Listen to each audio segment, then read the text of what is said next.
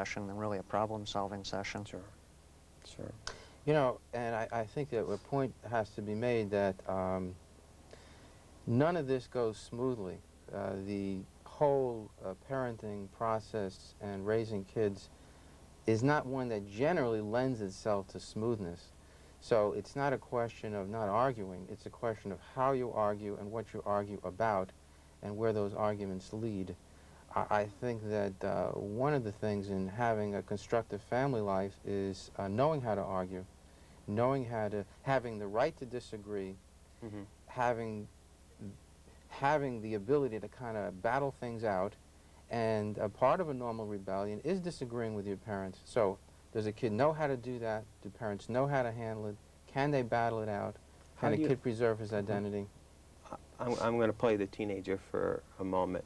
How do you get my parents to not tell me I'm wrong and to listen to my point of view? I can't get them to listen to my point of view.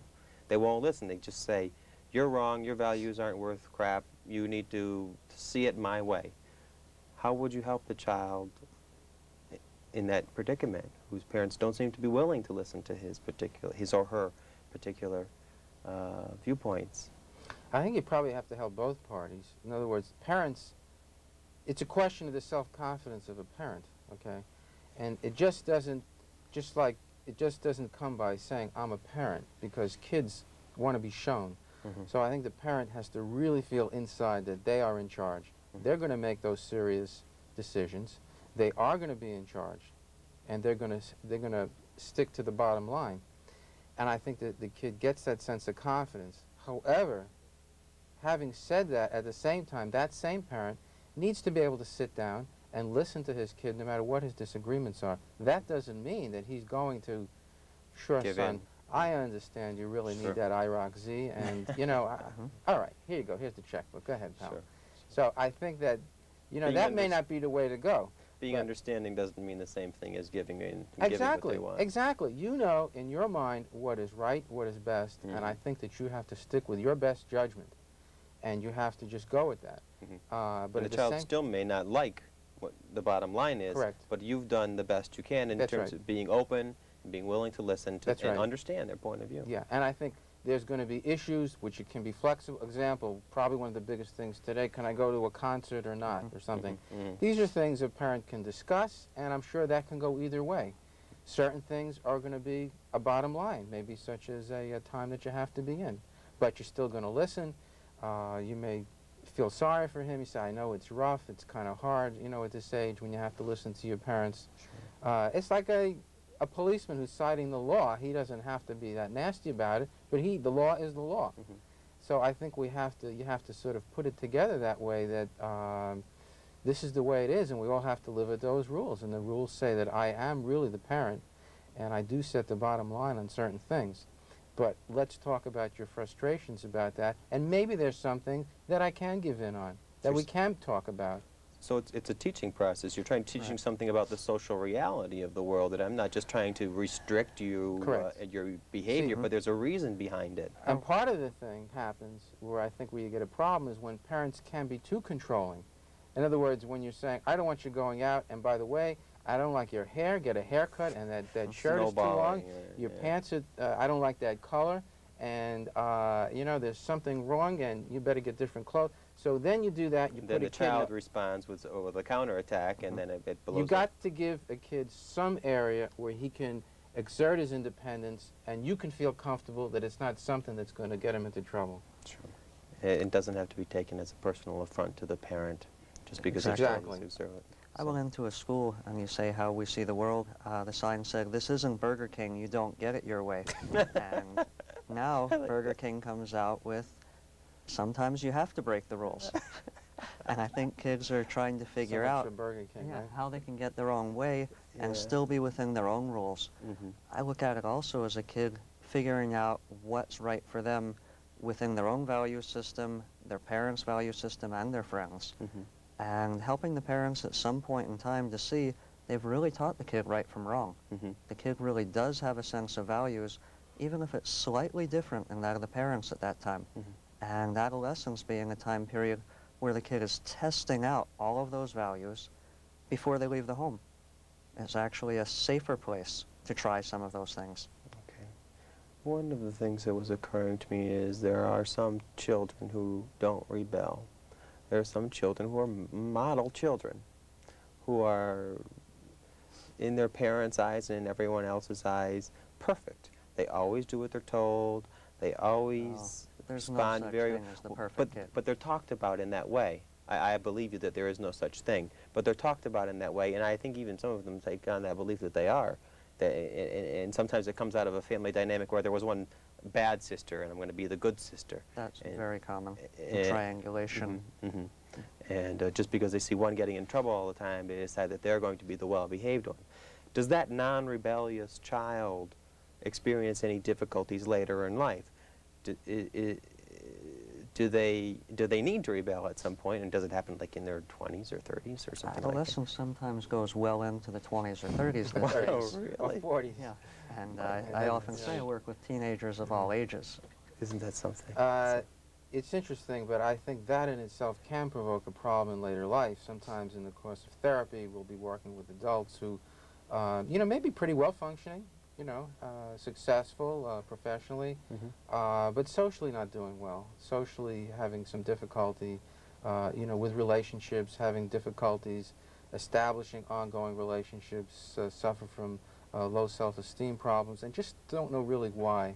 And when you sort of pry at that a bit, you find that some of these people might be somewhat depressed and pick up that they're still very much emotionally involved And with their attached, families of origin, and still at that point looking for approval in terms of do I do the right thing, even do I dress the right way, and find that there's still, it might not appear that way initially, but there's still a lot of very intense communication. even as And- adults. Even as Yes. adults, young adults, late 20s, and then you'll find that there's a lot of unresolved issues, that these people wind up harboring a lot of anger and internalizing anger, and not knowing what to do with it.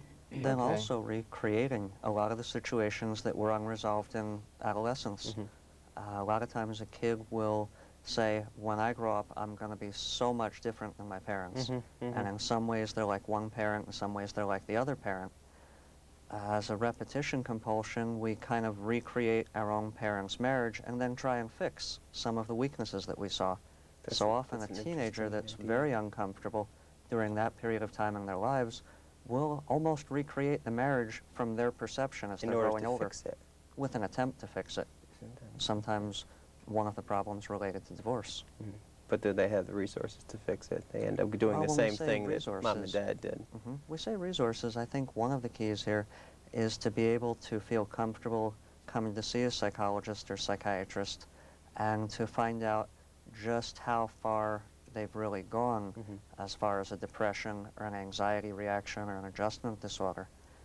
There's not the same stigma attached as years and years ago.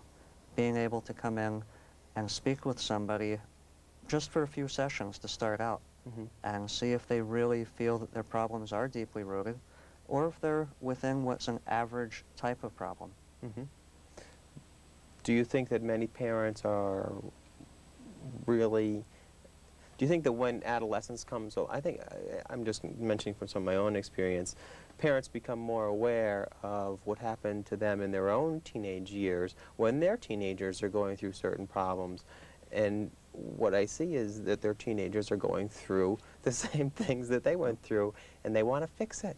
They want them to live a better life. They want them to not make the same mistakes that they made, and they end up recreating the same conflicts within the family. I think, again, that's a very, very important point that you're bringing up here, and I think part of raising a child is to realize that you are their parent, but it is their childhood and their adolescence, And their choices. their choices, and I think sometimes we have to respect the child and adolescent's right to make their own mistakes. And many parents want to Prevent everything. relive their Correct. lives through their children, and in essence help them not make the mistakes that they made. Also through achievements. They want the child to become the best athlete or the best student, and you'll ask the parent, how were you when you were in school? And they'll say, well, I was a CD student, but I want my kid to be a better student. You know, those are the kids that I see that are the most confused, that are the most mixed up, the ones that are very much pressured by their parents to perform, they're the ones who end up being very stressed, not knowing who they are, what their identity is. I'm just trying to be what Mom and Dad want me to be. And from what I've read, those are some of the kids who attempt to hurt themselves, Feeling as though suicidal. they failed at each aspect Yes. of their lives, They relationships. can't meet those demands. And parents who are so busy trying to prevent their kids from making mistakes, what they wind up doing is kind of impeding their kids from growing up. And sort of by trying to block them, what they do is the kids frequently will turn their rage on their parents, and these are the kind of families which will come in saying, my son curses at me and calls me terrible names and tries to hit me. I want to pick up on that in just a minute. I want to take a caller. Graham? Do we have Graham online? Hello, Graham. Welcome to Positive Parenting. You're on the air. What's your question for us? Well, I have a 15-year-old that's very much into music like heavy metal. And I find that offensive for a lot of reasons. But, and in fact, I think it's a very destructive effect on young people. But you can't tell a young person, just don't listen to that because I say so. You're obviously not going to get anywhere. What do you do when you have obviously a powerful conflict where you think they are doing something you really think is bad, and you certainly can't just say, don't do it? Where do you go from there? Part of it was just some of the words that you just mentioned, a powerful conflict. When you enter into that kind of a power conflict, you sort of add fuel to the fire when you say, don't do it, and you have Right, that's the question. Yeah. I mean, I would like to have some influence because I really think that it's an evil influence, and yet, you know, what you've just said, you know, you can't make it a power play. So how do you get this across? What do you do? Can You've I been ask talking about, you know, reliving your own youth and all that sort of stuff. But when you have a problem like this isn't a youth issue or trying to relive. It's something you believe in. What do you do then? Dr. Sparrow would like to comment. Graham, could I ask what type of music you listen to, what type of music that you listened to when you were a teenager? Oh, let me think. Way back then, Was it well, it was rock Allman and roll, Brothers? and it was also I would listen to my parents' music. I had sort of an eclectic taste. And Did I you listen to the understood their views. Beatles? Did you listen to the Beatles? Yep. Okay. Do you remember when they went through the phase of Lucy in the Sky with Diamonds, Yeah. LSD? Yeah. Go back to the Rolling Stones and some of their songs. The Allman Brothers? Yeah. Dickie Betts, Grateful Dead. The Who? I think part of it is remembering what we listened to when we were teenagers and how our parents saw the music at that time. A lot of the kids don't take every word literally, and songs that are written by Iron Maiden or other groups. But asking a kid, what is it that you really like about the music? That's one way of identifying with the kid and yet not telling him that he's bad for listening to that. Yeah. It's just a problem that it could be music, could be anything. This natural conflict between two people, actually. Right. Some of the music is destructive, and that they're recommending suicide, Right. and we'll talk about devil worship.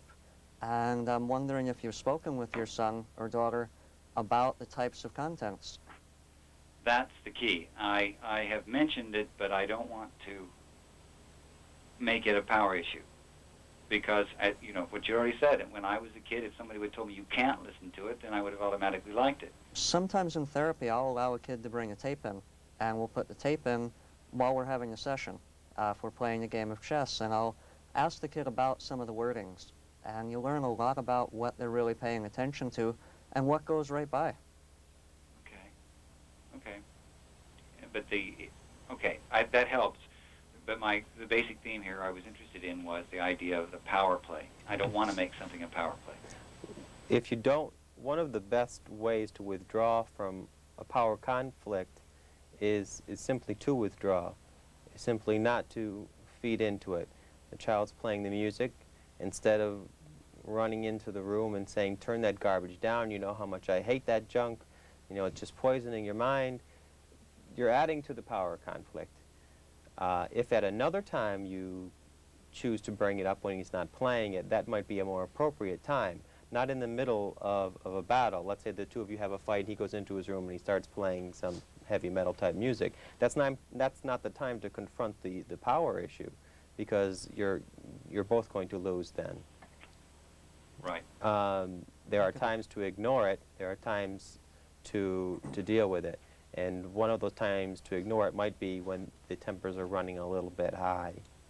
I think a point that I like to make about that is that I think parents frequently neglect the positive influence that they have on their children and just may not be aware of it.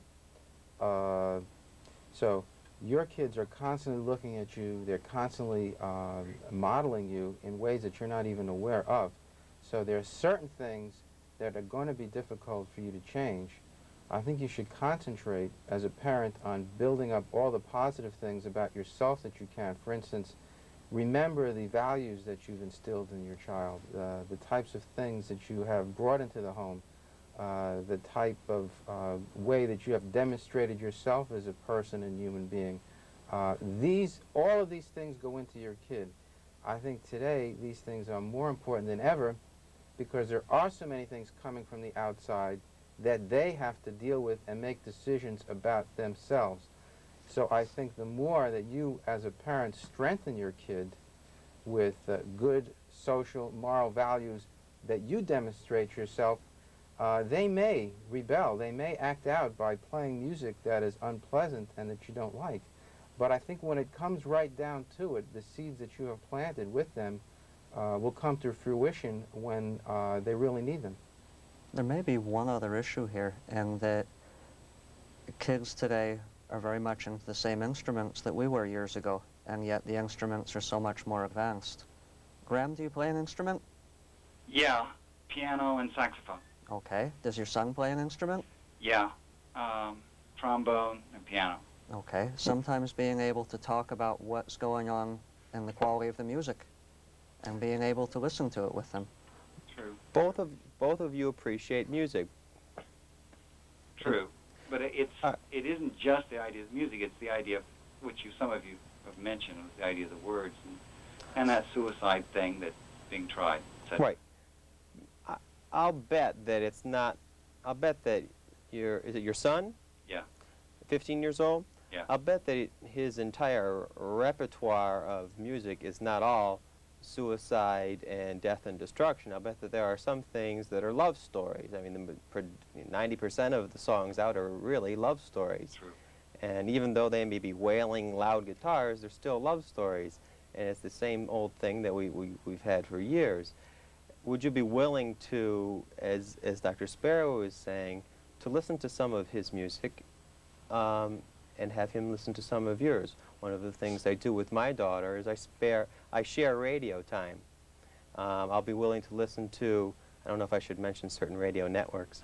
I'll be willing to listen to certain more heavy rock groups, stations, and we balance that out with her being willing to listen to something like easy listening or classical that I might like. And she's learning things like Bach, and I'm learning things like Guns N' Roses. She doesn't say to you things like, "Oh, elevator music, Dad." No, actually, she's very respectful because I'm respectful of her.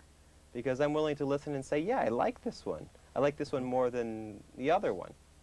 And I explain why. This one's got a melody, and I like that. The other one sounds kind of like a loud guitar, and it hurts my ears. And I explain why I like certain songs. So it's still respectful of her. Mm-hmm. So I think that if you're willing to experiment in that way, you may be able to meet on some middle ground. Okay, thank you very much. Good luck to you. You're welcome. Bye. Okay. I think he was on target with the issue of control here. Mm-hmm. And a lot of times if we can steer parents in ways of reading to learn what's really going on during adolescence, one of the theorists is Alfred Adler. He talks of attention-seeking behaviors just for the point of getting the attention. Mm-hmm. The kid that will push something just to the limit and then watch it fall, and they're so far away from where it fell, and saying, no, I didn't do that. I don't know who did that. Mm-hmm. Another kid that is very much into the control issues of, you're going to do it my way. A third kid that's very much into revenge if I'm going to get you back, you grounded me, so I'm going to make your weekend miserable. Sure. And the last, in a sense, the kid that believes that they're honestly a bad kid. I'm going to be punished for it anyway, so I might as well do it. And It's totally recognizing discouraged child. exactly which dynamics are at play. So there may be different or a combination of those dynamics for different children. Quite Well, often it's 2 or 3 of those dynamics, but for a parent to recognize which one is primary. So what is it the child wants? That is a question that the parent has to ask themselves. Is this for something that they're doing for attention, for power, for revenge, or to display their own disappointment or inadequacy? Is something that you think is primary before a parent can understand the child's behavior from the inside Exactly. out? Identifying the question before you give the answer. Good, good. I think we have another caller. Mike, are you on the air? Good evening. Hi, Mike. What's your question for us? I've listened attentively, and I've missed an important matter where the psychologist and the child interact in a transactional procedure, and the psychologist seems to always win, and the child always seems to be directed, and physically, and not mentally. Is there a way that when the psychologist accepts the treatment program with the child, that the child could be governed in such a way, knowingly, consciously knowing that the child, that he would learn to think and not be told this is wrong and this is right? I'm a little confused, Mike. Yeah, I am too. What's Normally, let's start over. What specifically is the child's behavior or problem that he's seeing a psychologist for? Misbehaving and hyperactive in school and doesn't want to take the medicine that the nurse in the school. And it's in my background when I learned what to do, and it seems to go against the school program, which it seems to be a guided program telling the child this is wrong and this is right, instead of the purpose of going to a psychologist is to make your mind function better. I take another venture there Never and seems say to it's learn that. also to be happier and to not just look at it as there's mental illness and mental health there, but for a kid to be able to say, I'm not happy with how I'm functioning, I'd like to be happier, rather than labeling the kid as either healthy or sick. Well, don't you think it's a mistake to stress happiness rather than something we learned in rational emotive studies ourselves, that our brain guides us in our own freedom? And this is not true when we're told yes is happy and no is destructive. Instead of, your mind is there for you to use, and if you don't use it, no matter what you do, wrong or right, it'll be wrong. You'll be a bank, end up in prison if you work for a bank, for instance, whether it was right or wrong, because your mind never learned how to function right. This is my objection. Okay, let me see if I understand what you're trying to say. Is it that you're objecting to the way that your child is being counseled because his perspective isn't being acknowledged? That's right. He's not being told that he has a mind that's has any number of variations in it, and he must learn to have sentience, and he must learn to perceive this resource he has called his brain. And I don't think that's part of. I think that was abandoned decades ago. It doesn't What we learned. doesn't sound like he's been a part of putting the treatment plan together, of setting the goals.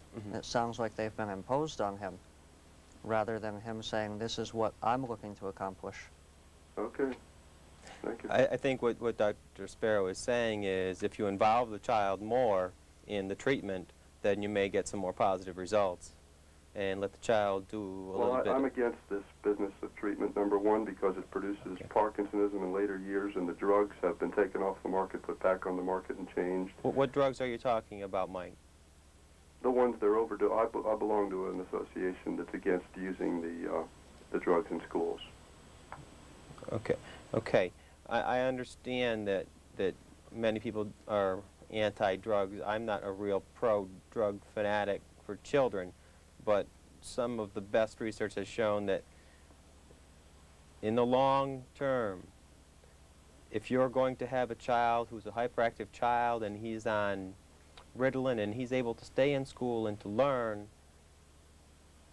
and to socialize and to mature, and without that he's not able to, I think that in the long run that it's worth it, don't you? No, not at all, because the devastating results later in life due to the treatment program that's been designed has no cerebral intent. It's 99% drug and emotive behavior, and 1% you must learn mathematics, and you must learn biology, and you must learn to use your mind, because when you leave school, you won't have mathematics to help you. You'll just have your mind. Right. My preference. Well, what I and you learned in graduate. My preference is to They're not being taught this. My preference is to use drugs for children Okay, and well, teenagers that's no, let me finish. As a last resort. That is not my treatment of choice. If something else can be used, like behavior modification, that would be my preference, or as you mentioned, rational motive. Not even behavior modification, because the mind is a terrible thing to waste, and it's being wasted terribly. Okay, Mike. Appreciate your comments. Thank you. Okay. I'd like to get back to something that you were saying earlier about the divorce rate. About 50% of the marriages today end in divorce. You were mentioning, Dr. Moskowitz, about how teenagers are going to be angered about this, and how a lot of the frustration that they're experiencing normally from that transition of childhood into adulthood is multiplied by their having to cope with family separation, the father and mother going away, and the anger that gets compounded with some of the other frustration. How do you think that affects teenagers in their adult life in terms of relationship development? Well, I think it's very confusing because I think that they have sort of this difficulty in how do they go about forming relationships themselves, and I think it makes them very fearful of relationships. That's why I think the whole divorce thing is better dealt with. In other words, one of the things that's totally neglected in a divorce is the children, their emotional reaction to it. This divorce may take place when the child is young. Traditionally, the child will go to live with the mother, and there's usually a lot of tremendous amount of anger between the parents. Okay, in spite of what many people say, there's usually a tremendous amount of anger which remains unresolved and never dealt with children caught in the middle of that, forced to choose, forced to see things from a slanted view, listen to stories from the mother about the horrible father, and listen to the stories from the father about the horrible mother. Exactly. So this really is very confusing, and frequently you will see some of the acting out that a child has at a later age in the teenage years. And sometimes in the course of therapy of treating a youngster who may have had an acute depressive reaction, this will evolve in the course of the treatment as sort of a focal point of a lot of his underlying anger and frustration and depression, and you may need to go back and deal with. At that point, the parents may be much better equipped to deal with their previous anger towards each other, because they may have totally forgotten about it. But the child is still suffering. But the child, right, still has it. Let me take a call. Sherry? Yes, hi. Hi, Sherry. Welcome to Positive Parenting. You're on the air. What's your question? This is really amazing. I'm in the process of getting ready for work, but I was thinking of today, like moving away and letting my son have the house, you know. We were very close at one time, and it's like the next day I do not even communicate with him. And he's a wonderful young man, you know. He's not on drugs. He doesn't hang out and stuff like that. But we just strictly, it's like coming from two different worlds, and it's like, well, where did I lose it? I had it Friday. Everything was fine Friday. I don't have it today, though. How old's your son, Sherry? 17. 17. 18, I'm sorry. 18. 18. It seems like there's just been this sudden change? Yeah, so, like I said, Friday everything was fine, and then like today it's like it's somebody else, you know. I'm sure that it's been coming on. I'm a widow, and we've always been very, very close. And of course now he's discovered girls, and he graduated at 17 and started into college. And I don't want him to try to live for me. I just want him to be happy, you know. But I want to be able to understand what he's saying, you know. Do you? I used to. We used to be very good friends. What are you afraid of? There seems to be some fear in your voice. Him. I just worry about him. You know, I want him to do. I don't want him to go to college for me, because if he's not happy, it's not going to be any good anyway. He's got to do it for himself. I feel like I have done my parenting. You know? He's 18. Did he recently turn 18? Yes. I think that's one of the key issues, and we always ask what's happened within the past month or so, sometimes 2 months, that Girlfriend. exacerbates the problem. Turning 18, becoming a legal adult, as well as having a girlfriend, adds a lot of variables that haven't been dealt with previously. I don't remember going that insane at 18, you know, when we were kids. How do you feel Things- about him having a girlfriend? I think he's too young. Okay, let me stop you there, Sherry. We're going to have to stop because we're running out of time. Sure. It sounds like a lot of things have changed between the time when you were a teenager and the time that he's a teenager. Oh, maybe sure. maybe he could tell you a little bit about what it's like being a teenager today, if the two of you could get a chance to sit down and Exactly. talk about that. I'm We're so hoping. pretty good friends. I just wanted to know if anybody else was having the same problem. I'm There's sure a lot there of that are. going on. Thank you. Enjoyed Okay. your program. I'm Take care. hoping, Thank you for calling. hoping that one message that we can convey is that for parents to be able to call professionals at University Pavilion Hospital, where both Stephen and I work, we have a respond team, 722-9933, and we're able to answer questions on a continuous basis. Okay, I want to thank you both for coming on the show tonight, Dr. Moskowitz, who were a big help to our audience, and I want to thank you also, Dr. Sparrow, for coming on. And that's it. Good night, everybody. Thank you for joining us.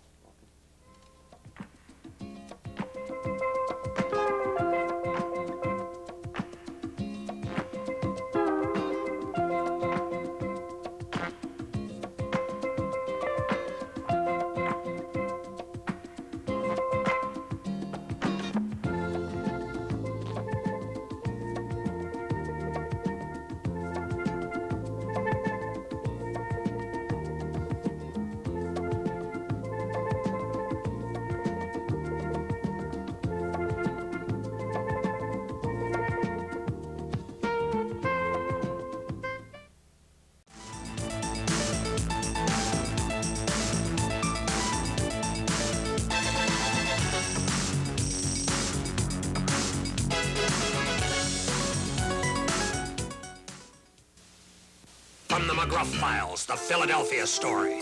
In certain parts of Philadelphia, things were rough. Areas were run down, crime and drugs were out of hand, and honest folks felt like prisoners in their own homes. People decided to work with police to turn things around. Weekly meetings led to cleanup projects and folks working together. Soon, the neighbors had their neighborhood back. That's what happens when people and police work together. Write this down, and I'll show you how you can help take a bite out of crime.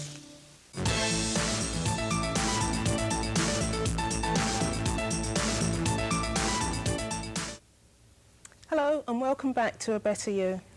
Now we have with us Dr. Mitchell Sparrow, who's going to tell us how to get over a divorce and what we can do to really expedite that. Dr. Sparrow, when someone goes through a divorce, do you find that there is like a natural grieving process that one has to go through? Exactly. A divorce is an end of a chapter in your life. An end is, in a sense, a type of death, and we go through stages that Kubler-Ross spoke of. In a sense, we go through denial and isolation, a very normal process. We pull back within ourselves and analyze how we deal with trust. We go through a stage of anger. Anger often carries over for years and years unless people seek help, seek therapy. After that is a stage of bargaining, hoping they can get the relationship back. That's a stage that often affects the children. Kids blame themselves for divorce quite often. Then a level of depression, and we kind of go through the cycle over and over again. And then finally, a level of acceptance. It's a very difficult, long process. People expect it to happen very quickly. Now, even if it's at the end of a very unhappy marriage, people don't necessarily get the elation they feel they'll get when the divorce becomes final, and they go into a depression because of that. Do you find you get a lot of people that aren't as happy as they thought they would be? People have their own concepts of what change will bring, and often they anticipate change will be a return back to what it was like before they were married, and yet they forget how they've changed in that process. They go through different stages again of an identity formation. Okay, so you have a divorce group. If you could tell us a little bit about that. I I hasten to say it's not therapy, it's a group of people getting together and talking about their problems. Is that how it works? Exactly. As a licensed psychologist, I work with a lot of children of divorce, and often I'll find that the children are reacting to some of the parents' problems without making the parent defensive, being able to accept that it's okay to look for help. The divorce support group came about by the request of one of my clients. It's a mixed group, both men and women, ages 25 to 45, and we're flexible there, of course. I say more of a support group, helping people develop a level of trust, feeling safe, going through a development of autonomy, identity formation again, but taking the initiative to go out and find out who they are at this time in their lives. Now, earlier when we spoke, you mentioned something about self-esteem, maybe the self-esteem of a divorced person being lower. So when they find themselves in the dating, having to date again, how hard does that hit them? Very, very hard. And yet so many people pretend that it doesn't. Yeah. Again, it's a sense of denial. Maslow talked about a hierarchy of needs, and I think of it as going through a level of feeling safe first. After we know that we have our basic needs met, we go through safety and then belonging needs. We all need to belong somewhere. After we've progressed through a level of belonging, then we go to the self-esteem needs and eventually love and self-actualization. So in your group, how many people do you have in each group? We've averaged about 8 people per group. We have open membership, and people are able to come in after a brief screening interview to make sure that they're appropriate for the group, that it's healthy for them. And the children of divorce, how you counsel those too? Yes. What problems do you find with children? Many times they blame themselves for the actual divorce. We'll find that a kid will say, if I had done my homework, if I had come home on time, if I had done things that could have made my parents happy. And the key is that the child really can't blame themselves. They may have been a very small part in the process, but not the key factor in a divorce. I work with the children, helping them to develop a level of self-esteem, a level of self-confidence, to learn to like themselves, a process we're all going through. What problems do you see, can you see in your own child? Say you recently got divorced. I mean, is it failing grades? What kind of problems? Failing grades, being angry, temper tantrums, crying spells, often just getting in trouble in school much more than before. Kids sometimes turn inward, but a level of opposition, defiance, and I guess the key is feeling safe enough to call somebody to find out if this is within normal limits. My practice is in Plantation, but I pull from areas as far as Boca or down in North Miami as well. How long would you say you would need? I mean, obviously I know it differs from child to child, but when you have a child in counselling, it's not necessarily a long, drawn-out process, is it? No, not in all cases. It really depends on the parents' participation and cooperation. Sometimes I'll work with both sides of the divorce. I'll help parents go through an adjustment process, sometimes working along with the attorneys. I'm called in as an expert witness sometimes to go to court custody evaluations. It really depends on the family and how cooperative they are. Sometimes a matter of a few sessions, sometimes up to a year. It really depends on the case. And just getting back to dating, do you find that a lot of divorcees have problems trusting people again? Very much so, including themselves. They question their own level of trust in themselves. They question whether or not they made the right choices. I think that trust is really one of the key issues continuously in relationships. And do people tend to maybe play over the scenario of the divorce, what led up to the divorce, over and over again? Over and over. In fact, they'll sometimes go out and recreate the same situation. Freud talked of a repetition compulsion, where we go out and recreate our own parents' marriage, and then we make efforts to fix it. And sometimes people do this over and over again. Well, what can we do if you are divorced and you want to get some kind of help? I mean, say for instance we wanted to get into a group such as yours, how would we go about it? My group was advertised in the Sun Sentinel, and I had a number of people call in just asking questions. I also work with University Pavilion Hospital. They have a team called the Respond Team.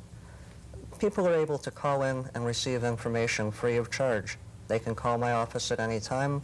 We're open from 8:30 in the morning till 9 at night, and often we'll have a therapist just speak with them, answering questions rather than immediately pushing someone into therapy. And the idea of the divorce support group was to help people that have not chosen to be in therapy at that time or are progressing toward the tail end of therapy to work through that adjustment. Why is it, in your opinion, in the 90s that therapy is still a very bad word? What makes people shy away from therapy as such? People think of it as, I'm not crazy, I don't need to see a shrink. Right. Reasonably speaking, a psychologist is able to help somebody to understand where they're at in that phase of life, to help them to progress through a hierarchy. I guess the key here is recognizing that 9 out of 10 people that come into the office are everyday normal people dealing with adjustment issues that then lead to depression or anxiety, and helping them to work through those issues in a much shorter amount of time. The purpose of therapy after a divorce is not to change all of the personality, but to be able to understand yourself so that you work through the next phase much quicker. What about the special problems of dating when you have children? Could you tell us something about that very briefly? Often you see a parentified child where the child decides when mom should come home, who she should be with, how long she should be gone, whether she can go for the weekend. The key here is being able to maintain the role of the parent and not allowing the child to, in a sense, become the parent and designate what the conditions are. Well, a lot of parents obviously will feel guilt that they couldn't make the marriage stick together, they couldn't provide this child with a family. What can they do? I mean, they're torn between the guilt and loyalty to the child, but having to lead their own lives. What can they do? Reassuring the child constantly that they love them and that the divorce is an issue between the parents, although the kid goes through a divorce as well, that he or she will never lose either parent.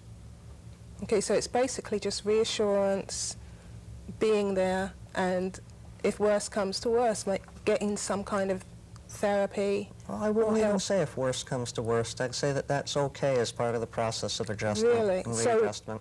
even in the beginning, if you begin to notice a few problems, you could get therapy. Exactly. Okay, well, thank you. We've been speaking to Dr. Spiro, who's been a great help and has really shed some light on divorce. And we'll be back next week with stress management, and I hope you can be with us then. Okay, thank you. Thank you. And thank you.